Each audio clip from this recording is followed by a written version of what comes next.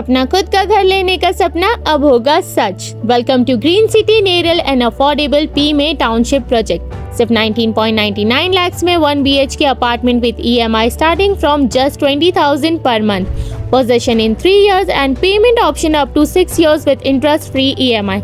Get PMA benefits up to 3.54 lakhs and only 1,000 rupees stamp duty, located just 1 kilometer from Neral railway station with easy connectivity to Mumbai.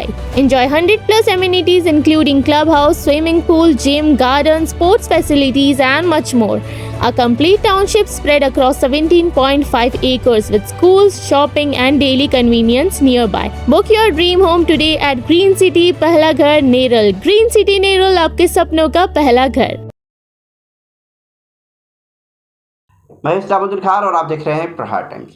Maharashtra के नागपुर से एक हैरान कर देने वाली घटना सामने आई है, जहां मदरसे में पढ़ने वाले छात्र के साथ यौन शोषण का मामला सामने आया है। दरअसल खबरों के अनुसार मदरसे में करीब 10 छात्र थे जो पढ़ते थे। वहीं छात्रों को पढ़ाने वाले शिक्षक का एक दोस्त अक्सर मदरसे में आया जाया करता था। इसने मदरसे में पढ़ने वाले छात्र से सोते समय यौन शोषण किया। आरोपी का नाम अताए रसूल बताया जा रहा है। आरोपी के खिलाफ एक 16 साल के छात्र ने पुलिस में शिकायत करके FIR दर्ज कराई है। बहरहाल पुलिस आरोपी की तलाश में है।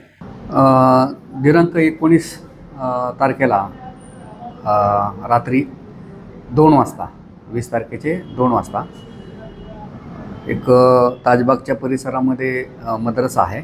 त्या ठिकाणी 10 मुलं शिक्षणासाठी रेसिडेन्सी राहत असलेले होते। त्या ठिकाणचे जे शिक्षक आहेत ते शिक्षकांचे मित्र त्या ठिकाणी अधूनमधून त्यांना भेटण्यासाठी येत असे। 19 तारखेच्या रात्रीही तो त्या ठिकाणी मदरस्यामध्ये आला होता। आल्यानंतर त्यांनी याच्यातला जो पीडित मुलगा आहे त्याच्याबरोबर लैंगिक अत्याचार करण्याचा प्रयत्न केलेला होता। त्या मुलाच्या जाग आल्यानंतर लक्षात आल्यानंतर त्याने लगेच सकाळी जे शिक्षक आहेत त्याचे मौलाना त्यांना त्याबद्दलची माहिती दिली। माहिती दिल्यानंतर त्या शिक्षकांनी त्याला बोलावून त्याच्याबद्दलचा जाब वगैरे विचारला। ही घटना 19 तारखेची 20 तारखेची सकाळची घटना आहे।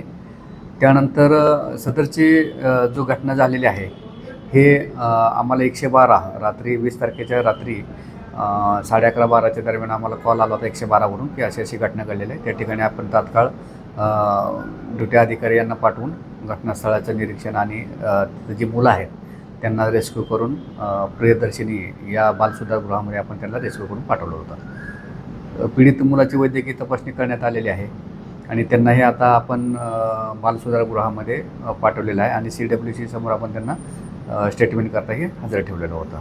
सर, ही घटना नेमकी किती मुलांसोबत घडली आहे आणि आरोपीचं कोण आहे नाव समोर आलं आहे? याच्यामध्ये आरोपीचं नाव निष्पन्न झालेलं आहे आणि घटनेनंतर तो आरोपी फरार झालेला आहे आणि ही सदरची घटना जी आहे ती एकाच मुलाबरोबर घडलेली आहे।